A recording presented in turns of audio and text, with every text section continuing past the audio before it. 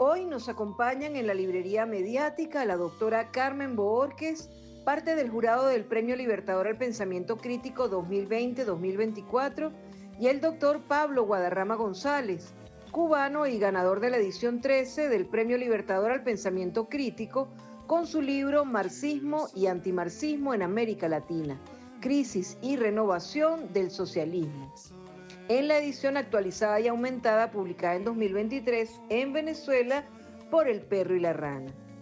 El veredicto fue por mayoría de votos y el jurado estuvo conformado por el argentino Claudio Katz, ganador de la edición anterior, la cubana Francisca López Siveira, la peruana Mónica Bruckmann, el venezolano Farruco Sesto y la venezolana Carmen Bohórquez.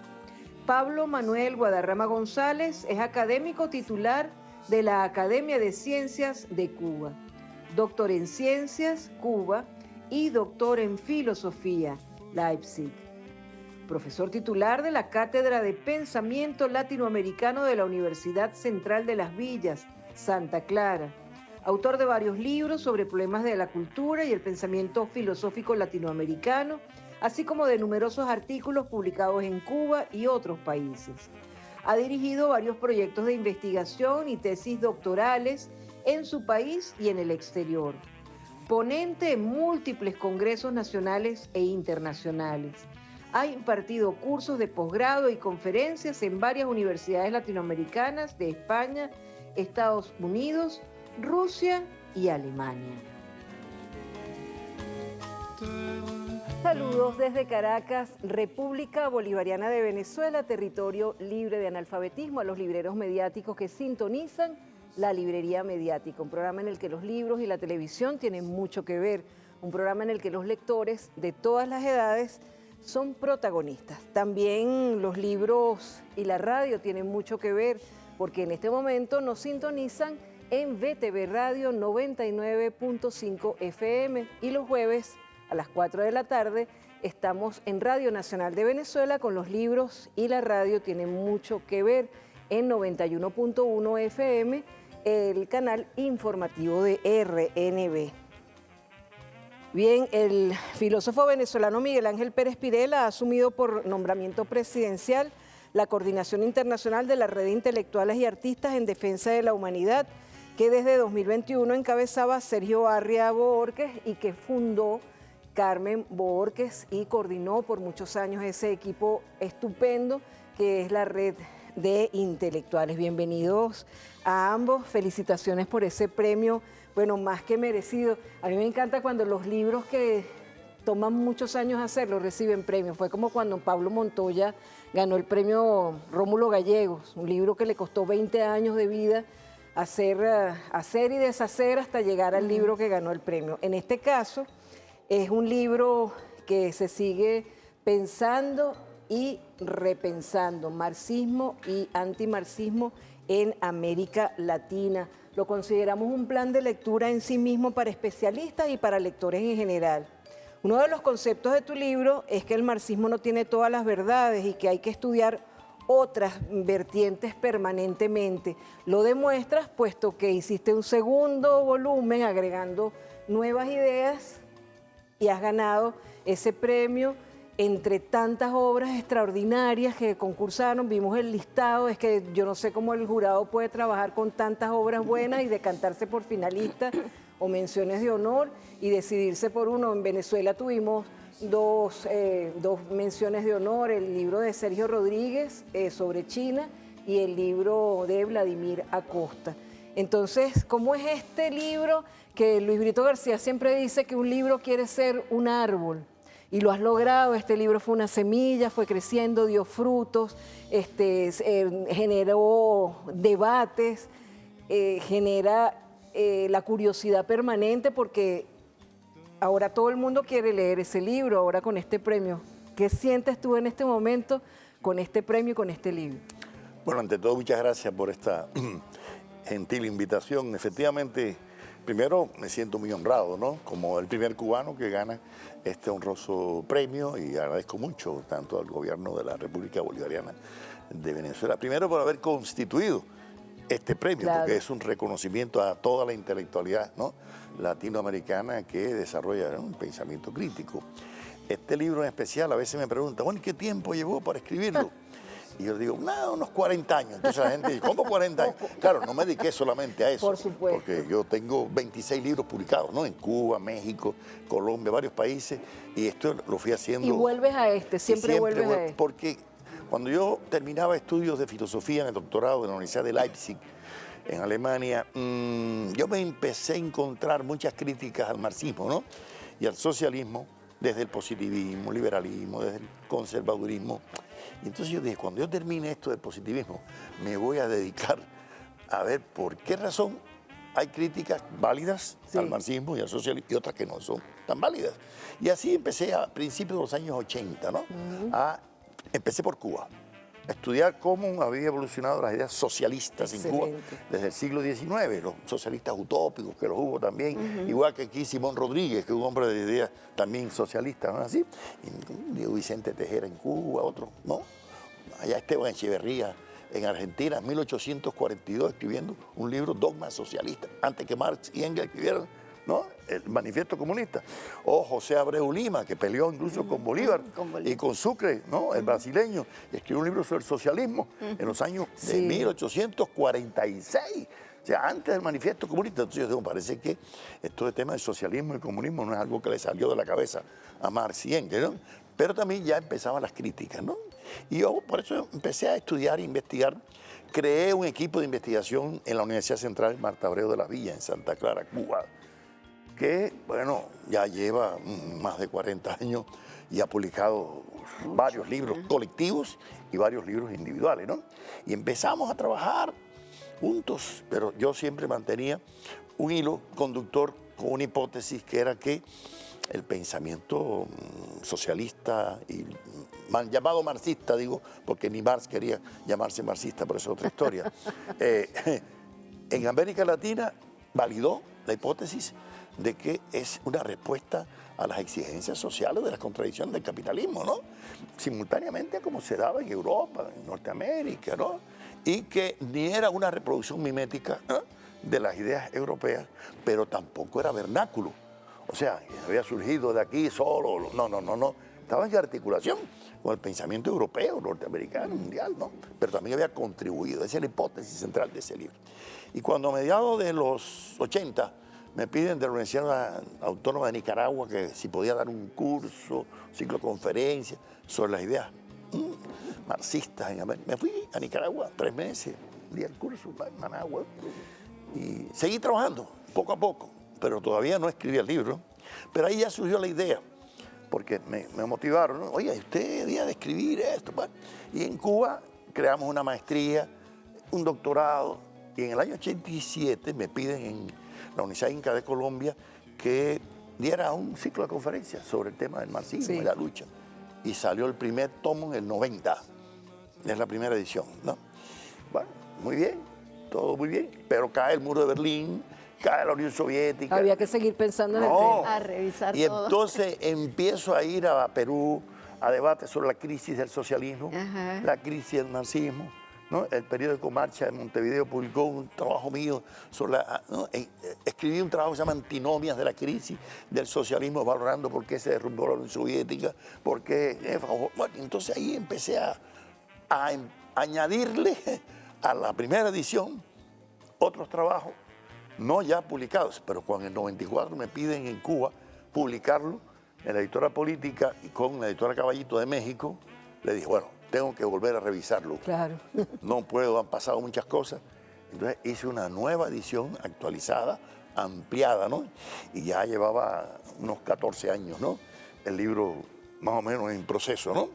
Y salió en México, muy bien. Yo me olvidé de aquello, pero cuando en 2008 la amiga Carmen Borque me propuso escribir los 3 tomos, una selección, ¿no? De mis... Allá una amiga le dice... obras encogidas de Pablo Guadarrama, los 3 tomos de pensamiento humanista, en El perro y la rana, ¿no? Y salió aquí, ¿no? 3 tomos, primera vez que se unían en 3 tomos, ¿no? Obra encogida. Y Carmen me llama un 1 de enero del 2009, y me dice, oye, me llamó Miguel Márquez, ¿no?, que era el director, que este es el libro más vendido del Perro y la Rana de todas las colecciones. Porque dice que aquello fue, bueno, y se vendió el libro bien. Entonces me llamaron al poco tiempo del Perro y la Rana, que habían visto la edición de Marxismo y Antimarxismo, que si yo podía, ¿no?, hacer una nueva edición y que lo podía ampliar. Y como yo tenía como 12 o 13 o 14 ponencias, artículos, y me dijeron, no, pues puede ampliarlo, y si quiere lo hacemos en 2 tomos. Excelente, además quedó excelente la diagramación. No, pero espérate, vas a ir la historia como es. Eso fue en el 2011-12, y llegué y le entregué, ¿no?, una nueva versión en 2 tomos. Al poco tiempo me dice, mire, tenemos problemas con el papel, y los cubanos saben que también tenemos esos problemas. ¿Usted autoriza hacerlo en versión digital, en internet, y luego cuando aparezca el papel, ¿no?, lo publicamos? Digo, sí, lo autorizo. Salió en internet, no duró ni 2 meses, lo hackearon y lo destruyeron. Increíble. No solamente este libro mío, sino otros libros también, sí, del Perro y la Rana fueron destruidos, ¿no?, del internet. Parece que era muy explosivo el libro, ¿no? Bueno, pero yo había salvado, que me habían enviado, la edición final, y yo me olvidé de aquello. Bien, en el 2019 obtuve mención del Premio Libertador por mi libro Democracia y Derechos Humanos, Visión Humanista América Latina, y vine acá a un evento que se organizó en Cancillería, y entonces Raúl Casal, era el director del Perro y la Rana, me dijo, Pablo, ahí tenemos todavía el libro pendiente para publicarlo, no impreso. Yo dije, bueno, está bien, pero yo no pensé que lo iban a publicar. Vino la pandemia, vino todo el tiempo, ¿no? Hemos vivido una vida bien accidentada. Y estoy yo un día en la casa y Carmen me manda una foto, ¿no?, del presidente Maduro presentando el libro en la feria del libro, ¿no?, 2023. Ya, me llama Atilio Borón, me dice, Pablo, ¿y tú por qué no estás aquí en la feria? Digo, ¿qué feria? No, el libro. Yo no sabía que lo habían publicado, los 23, ¿no? Ah, bueno, lo publicaron, bien. Y entonces ya surge esta edición magnífica del Perro y la Rana. Tan magnífica que ganó el Premio Libertador. Bueno, que agradezco mucho. No, pero además editorialmente es una exquisitez. Sí. Porque yo lo he revisado con calma. Uno tiene ratas, uno tiene una diagramación. Miren qué portada. No, la portada es estupenda. Maravillosa, la portada, ¿no?, es estupenda. Nada más la portada vale la pena que le provoque a la gente abrir el libro. Ya, y entonces me dieron la información, ¿no? Me llamó Pedro Calzadilla. Yo estaba en la playa en Cuba con los nietos y me dice, Pablo, ya ganó. Y esa reedición, disculpa, esa reedición también coincide con la retoma del Premio Libertador. Claro. Que por las crisis son económicas 3 que habíamos ediciones y en 20 años. Sí, estuvimos como 4 años sin convocar el premio. Y entonces, bueno, ya la situación económica ha mejorado bastante, todo se ha reactivado. Bueno, a abrir nuevamente el premio. Y como ya el libro ya se había presentado, claro, pues, era la oportunidad para que... La verdad es que la red ha tenido una actividad esplendorosa, con altos y bajos en su historia, pero se mantiene. Hemos visto y veremos en los videos a lo largo del programa la historia de la red de intelectuales. Han visto ustedes ganadores del premio en otras ediciones. Carmen es la fundadora.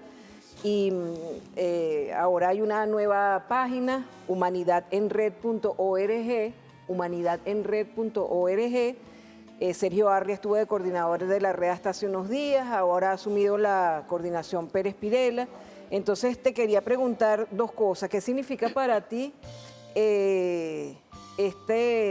esta red en este momento? ¿Qué papel crees que juega en este momento? ¿Y cómo hicieron ustedes para decidir que el premio era para Pablo Guadarrama entre tantos buenos libros? Bueno, respecto a la red vino a convertirse casi que como en un ariete para ir abriendo espacios dentro de un pensamiento que estaba muy cooptado por las editoriales privadas y por las influencias que venían del norte sobre nosotros. Entonces, la red comienza a abrir los caminos para que el pensamiento social, socialista, combativo, cuestionador del dominio capitalista se abriera paso. Y la red que que comienza como tal en el 2005, vino a ser el vehículo de transferencia de las ideas que habían surgido en aquel gran encuentro en defensa de la humanidad que se hizo en diciembre del 2004. Que eso fue importante y marcó un camino abierto, no solamente para América Latina, para el mundo entero. Ahí reunió por primera vez a todos los pensadores de izquierda de todo el planeta. Hasta en Nueva Zelanda, estaban diciendo que hay un capítulo de la red. Entonces, exactamente. Entonces, el Premio Libertador surge a consecuencia de eso. El comandante Chávez fue uno de los grandes inspiradores de ese premio. Dice, bueno, ahora que ya está esta red de la izquierda funcionando y hay tantos autores allí, es necesario buscar una manera de promover mejor las ideas de estos autores. Entonces, cuando se decide crear el Premio Libertador al Pensamiento Crítico, y el propio presidente Chávez fue el que fijó el monto que se iba a dar, y se tiene que ser un monto que atraiga de verdad. Y el Premio Libertador se ha convertido, y sigue siéndolo, el único premio dirigido a reconocer el trabajo que se hace desde las izquierdas, desde el pensamiento socialista. Ningún otro premio en el mundo va a darle reconocimiento a libros pensados desde la izquierda. Son premios para los autores que piensan desde el marco de la derecha. Sí. Entonces, esa es la gran ventaja del Premio Libertador y por eso hay que mantenerlo. Ha sufrido, por supuesto, ciertas crisis, porque toda Venezuela y toda América Latina ha estado sometida a muchas crisis. Pero aquí está, otra vez se retoma el premio. Y, por supuesto, participaron hacía como 3, 4 años que no se convocaba y se llamó, la convocatoria era desde el último premio. 2024. Ajá, 2024. Entonces hubo muchísimos libros concursantes. No es que fue fácil. Entonces estábamos 5 personas de jurado, uno va decantando, pues. Claro. Hay libros que cuando tú comienzas a verlo dices, no, este no entra dentro de los criterios, pero ya al final, cuando ya te quedan 15, 20 libros, ya ahí cada uno tiene posibilidades de ser el ganador. Sí. Entonces, bueno, eso también uno va leyendo y relee, y después cuando se reúne el jurado viene la gran discusión, pues. Y por supuesto, ahí cada uno tiene su candidato al premio, cada uno pone argumenta, convence, dice tiene razón, y así se fue decantando. Hasta que llegamos, bueno, al final el que concitó la aprobación de los 5 miembros del jurado fue el de Pablo Guadarrama. Que está digitalizado, lo pueden descargar gratuitamente y está disponible en Librerías del Sur, tanto en esta edición como en la nueva edición, que tiene el sello de ganador de Premio Libertador al Pensamiento Crítico. Se va a entregar el día lunes y bueno, vamos a estar todos muy pendientes de esa entrega. Vamos a hacer un corte en este momento y venimos con más de la librería mediática, hoy celebrando el Premio Libertador al Pensamiento Crítico.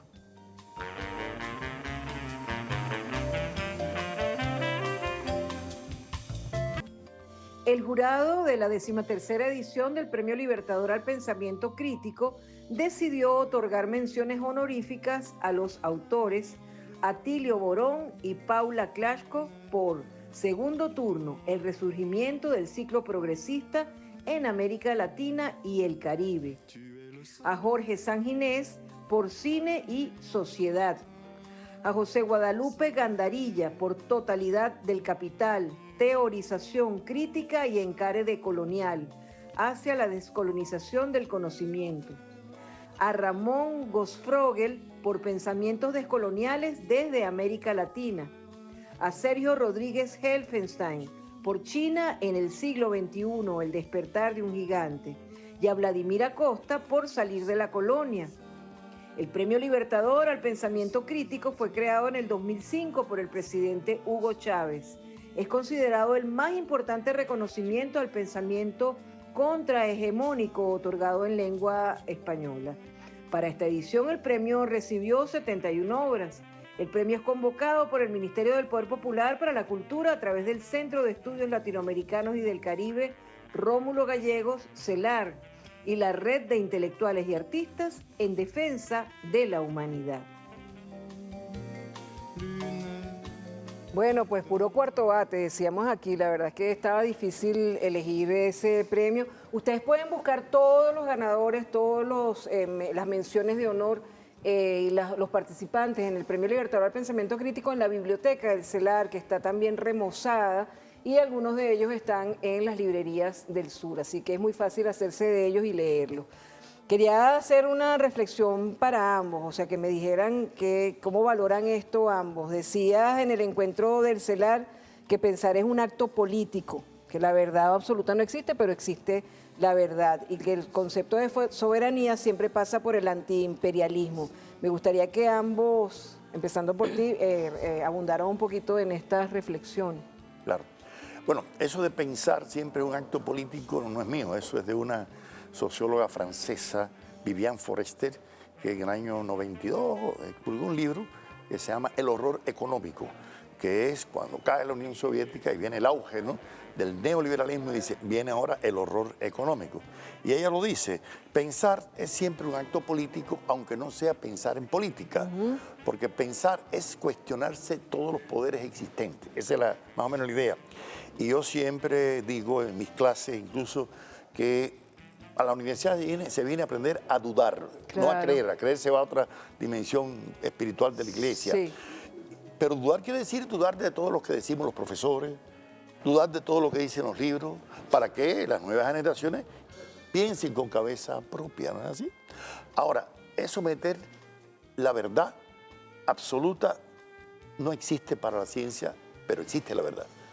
Porque la verdad se construye desde distintas perspectivas y hay, como diría Imre Lakatos, el discípulo de Karl Popper, un núcleo duro, hardware, dentro de un centro firme, dentro de otros programas de investigación, y así van creciendo, ¿no?, las verdades.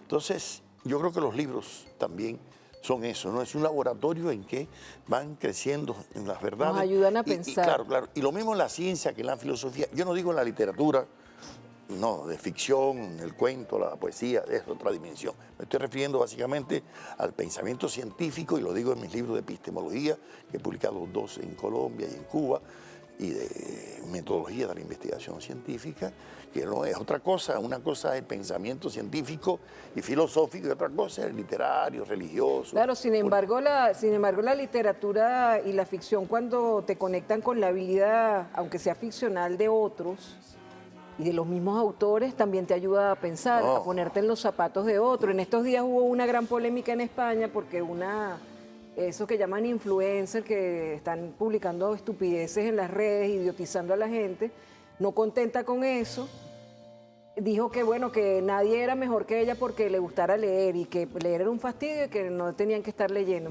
Una persona que tiene millones de seguidores en las redes. Entonces la mayoría de las personas le dijeron, bueno, si tú decides no leer, muy bien, pero es muy irresponsable de tu parte que digas a la gente que no lea, puesto que leer, precisamente era la reflexión de todo, leer ayuda a pensar. Hasta un libro malo te ayuda a pensar, hasta un libro mal escrito te ayuda a pensar. Entonces, ¿por qué te vas a negar ese privilegio humano? ¿Qué dices tú de esto de la verdad, de lo que dice Pablo sobre... Tú decías una vez en 2013, el día del libro, cuando yo decía hay que leer, siempre leer de todo, y tú decías, sí, pero hay que escoger porque hay libros que nos exigen unas cosas y otros. ¿Qué dices tú sobre todo esto? Exactamente. El pensar es una cualidad humana. Sí. Por lo tanto, todos los humanos de cualquier región geográfica y de cualquier tendencia ideológica piensan. Y hay un pensar que desde la derecha, desde el poder, trata de imponerse como el pensar universal o el pensar absoluto. Cuando uno empieza a estudiar filosofías, tardas tú en descubrir eso. Tú entras a estudiar filosofía y te dan es puro pensamiento europeo. Pero aquí hubo culturas que cuando la invasión española a estas tierras eran culturas con conocimientos hasta superiores a los que se tenía en Europa. Tenemos, por ejemplo, la cultura maya, que ya había desarrollado todo un sistema para orientarse en el universo, y el calendario maya es una cosa que no ha sido superado por nadie. Sí, sí. Bueno, entonces, en eso del pensar hay que ver desde dónde nos situamos. si tú te sitúas desde Europa, vas a pensar el mundo desde el lugar donde estás parado mirando el mundo. Y si piensas desde nuestra América o desde África, sobre todo desde África, no vas a tener las mismas ideas que si las piensas desde Londres o desde París, etc. Entonces, eso hay que tenerlo en consideración. Cuando un joven entra a la universidad, adquiere una serie de conocimientos nuevos que no tenía, pero cuesta que haya un profesor que le diga, tú tienes que poner en cuestión también esto nuevo que estás aprendiendo. Claro. Y eso es el verdadero pensar, cuando tú comienzas a cuestionar las verdades que se te presentan por delante. Esas verdades hay que ponerle siempre comillas. Es cierto, dudar siempre y dudar de todo. Y dudar de todo, sí. Solo cuando tú, con tu reflexión, analizas los pros, los contras y escoges una verdad, esa es tu tendencia a querer esa verdad. Pero puede haber otro que coja la verdad contraria. Es cierto. Entonces realmente es como una relatividad que se da en el mundo del pensamiento, pero que tiene que ver con tu situación cultural y con la situación política que estés viviendo. Cierto. Entonces es una cosa muy compleja, no es tan fácil, pero sí, lo que sí debe ser es la honestidad del que piensa. Claro. Fidel creo que era el que decía, no creas, lee. Lee, porque lee te hace pensar, lee te hace relacionarte con otras personas. Precisamente la semana pasada vinieron un grupo de militares, Editorial Hormiguero y otras editoriales, a hablar de libros del ámbito militar, que es tan raro para la gente del sur ver militares que leen, que son humanistas, esta unión cívico-militar. Y Miguel Ángel Lozano, que presentaba este libro, nos regaló esta moneda que nos pareció, no sé si pueden acercar la cámara hasta esta moneda. Nos pareció un bello regalo que él siempre hace, generación de oro militar. Entonces en una cara está el presidente Maduro y en otra cara está el presidente Chávez. Me pareció un regalo muy hermoso y como nos lo dio al finalizar el programa, yo le dije, bueno, en el próximo programa yo lo muestro. Militares que piensan, militares humanos, militares que leen, que tienen círculos de lectura. Todas esas cosas hermosas se están dando acá en Venezuela. Vamos a hacer un corte y seguimos hablando sobre leer en la próxima parte del programa para cerrar. Y les decimos a ustedes que pasen por Librerías del Sur y se hagan de este libro, Marxismo y Antimarxismo en América Latina, de Pablo Guadarrama González. Es un ensayo apasionante y, como decíamos al principio, un plan de lectura en sí mismo. Decía Pablo ayer en la rueda de prensa, yo también fui joven, yo también veía a esos profesores con esas ideas luminosas. Bueno, y ahora llega a hacer esto y me pareció muy hermoso, y con eso cierro. El recuerdo en el momento que te dicen que ganas el premio Libertador, a tu mamá y a tu papá. Recordarlos y pensar que ellos estarían orgullosos de ti. Muy hermoso. Bueno, ya venimos con más de la librería mediática en esta celebración del Premio Libertador al Pensamiento Crítico y de la Red de Intelectuales y Artistas en Defensa de la Humanidad, porque son ellos, el CELAR y el Ministerio de Cultura, los que convocan este premio cada tanto en Venezuela y que ahora se va a ir regularizando. Al Pensamiento Crítico se convoca desde 2005. Han sido galardonados hasta ahora Franz Hinkelamer, Renan Vega Cantor, Bolívar Echeverría, Itzvan Metzaros, Enrique Dussel, Carlos Fernández Lira y Luis Alegre, Atilio Borón, Marta Harnecker, Juan José Bautista, Héctor Díaz Polanco, Claudio Katz y Pablo Guadarrama. Pocas mujeres. Bueno, el Premio Libertador al Pensamiento Crítico, como ven, se convoca desde 2005 y yo quería pedirle a los invitados, para terminar brevemente, su opinión sobre las reflexiones sobre la lectura del radialista y escritor argentino Alejandro Dolina, con las que, por cierto, cerrábamos ayer una conferencia internacional virtual que está disponible en el canal YouTube de la Librería Mediática.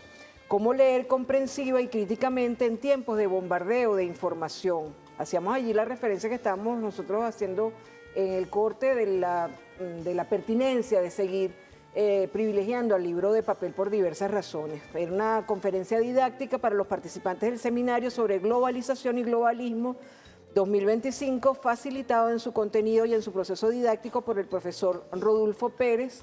Disponible también este seminario y esta conferencia en las redes de nuestro también embajador ante la UNESCO. Dice Alejandro Dolina: la gente no quiere leer, quiere haber leído. Claro, leer es bueno, lo que quizás para algunos no parece tan bueno es pasarse un mes todas las noches desvelado leyendo Los Miserables. Creo sospechar que más que el saber que un libro deja como sedimento, lo que nos hace mejores es el esfuerzo de la lectura, el esfuerzo de la mente y del corazón para apropiarse de lo que el libro puede ofrecer. Las horas de desvelo es lo que hay de bueno en la lectura, el debatirse uno para ver si entiende lo que un tipo le ha querido decir en un libro.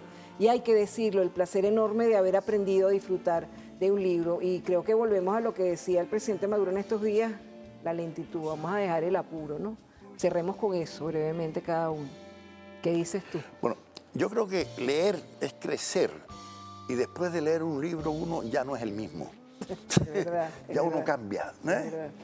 Aunque sea para criticar el libro. Sí, sí, sí. Porque uno no debe simplemente aceptar todo lo que dice el autor del libro, ni en la ciencia y la filosofía, ni en la literatura y en el arte.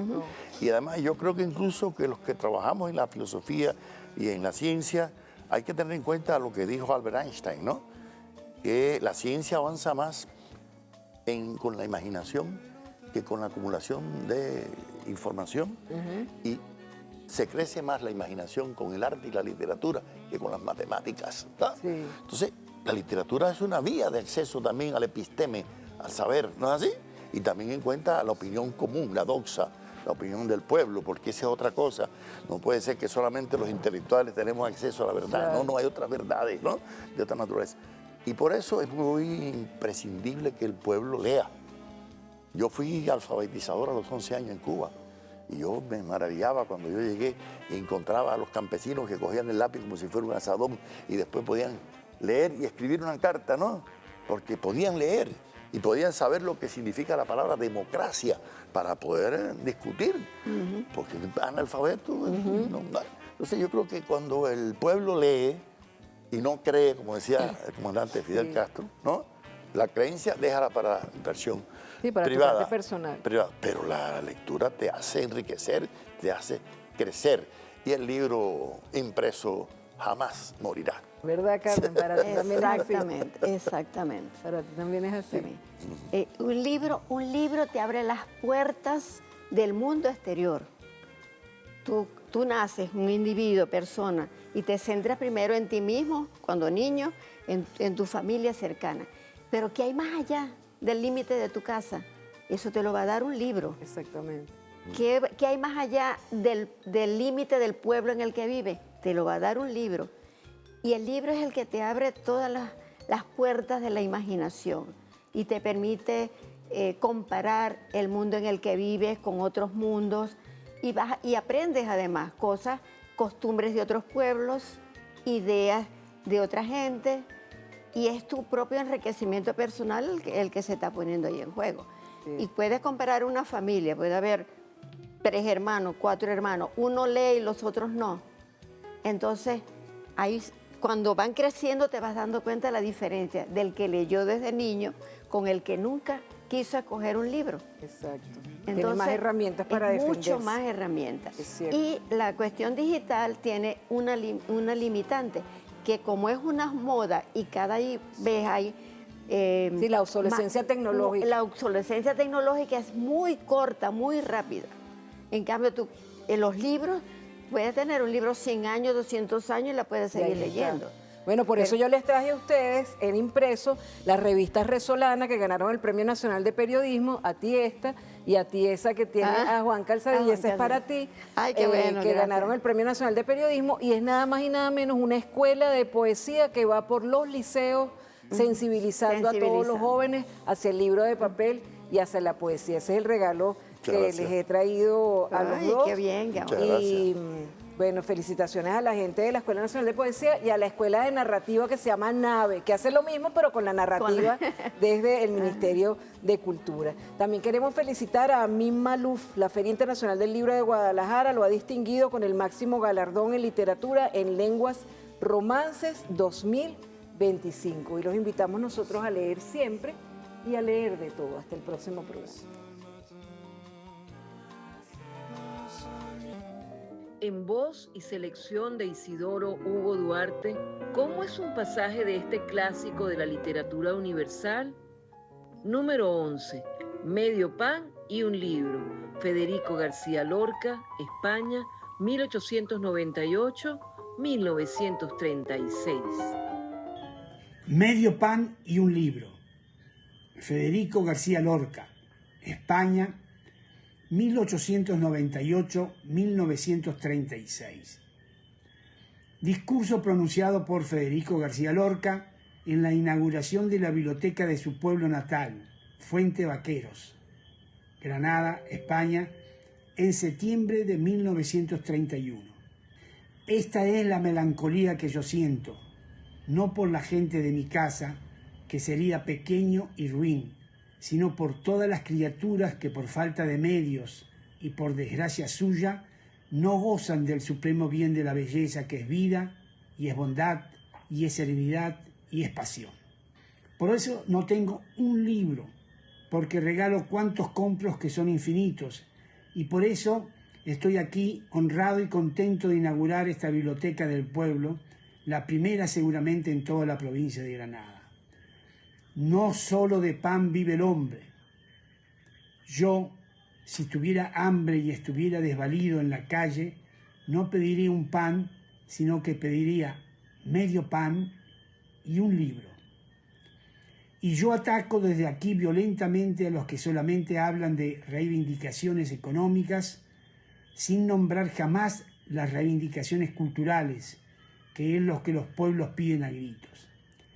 Bien está que todos los hombres coman, pero que todos los hombres sepan, que gocen todos los frutos del espíritu humano, porque lo contrario es convertirlos en máquinas al servicio del Estado, es convertirlos en esclavos de una terrible organización social.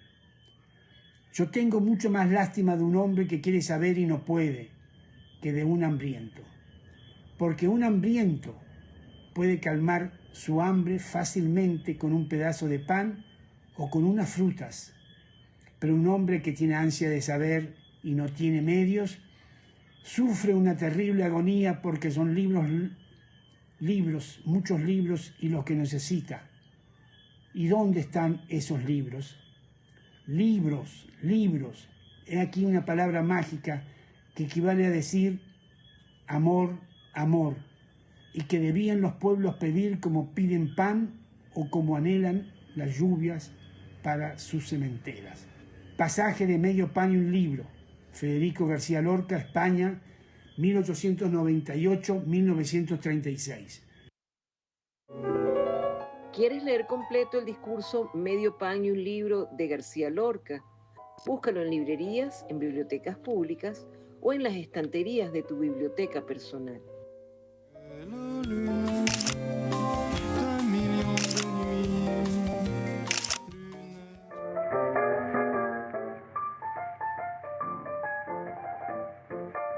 Ronroneo, maullidos y selección de libros felinos, cortesía de las gatas Sheina y Mariposa.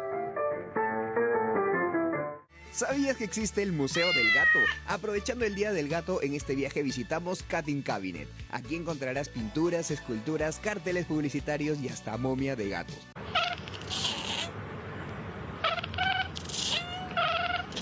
Todo dentro de esta hermosa mansión con estas habitaciones antiguas, clásicas y elegantes. Hay obras de artistas como Picasso, Rembrandt y Toulouse-Lautrec. Esta fue de mis pinturas favoritas, el gato Calipsis.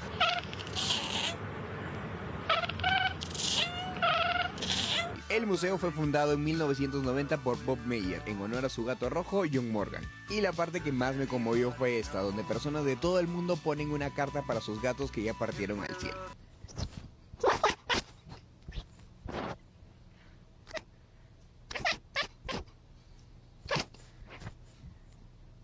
Al final, en la tienda de regalos encontrarás souvenirs y libros muy interesantes como esto, de Sé más gato y Cómo vivir como tu gato. Si te gustan los gatos, este será tu museo favorito. La entrada cuesta 12,50 € y está en Ámsterdam.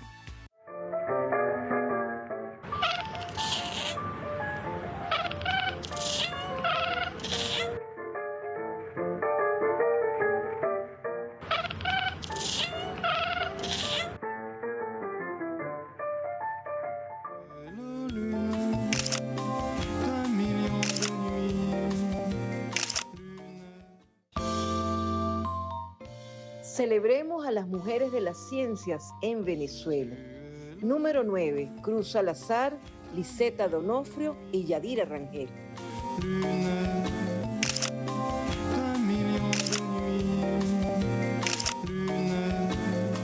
Más recomendaciones en Un Minuto para el Libro con la periodista Fátima Flores.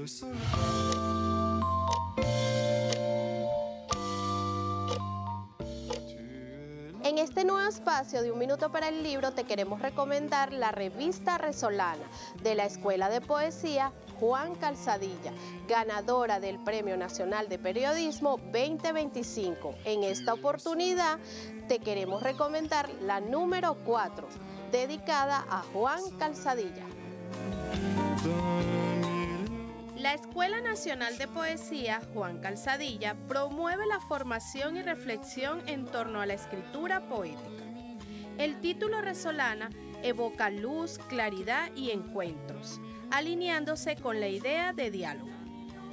En este ejemplar número 4 de la revista Resolana, dedicada a Juan Calzadilla de la Escuela Nacional de Poesía de Venezuela, es una elección profundamente simbólica y sugerente.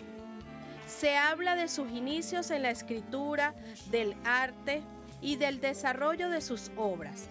El nombre Resolana evoca del título de un poemario de Luis Alberto Crespo. El nombre de Resolana evoca un poemario de Luis Alberto Crespo. Te invito a leer la revista Resolana número 4 de Juan Calzadilla. Soy Fátima Flores y esto fue Un Minuto para el Libro desde la Librería Mediática.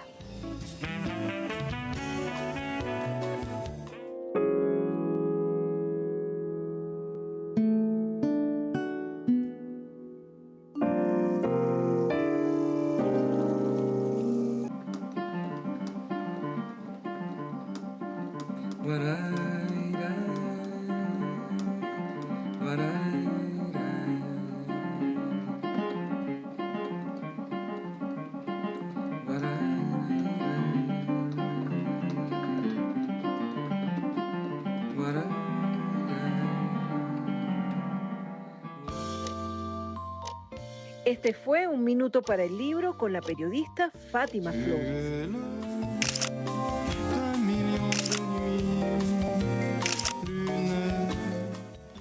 Canto de Todos en La Habana, Cuba.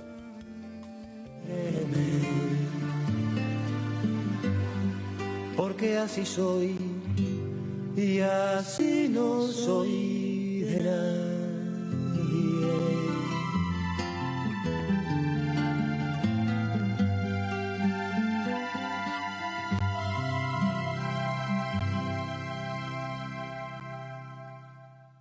Librería Mediática ha cumplido nada más que 20 años y como dice el tango, 20 años no son nada. Felicidades a la Librería Mediática, fuente de luz y de conocimiento de la patria.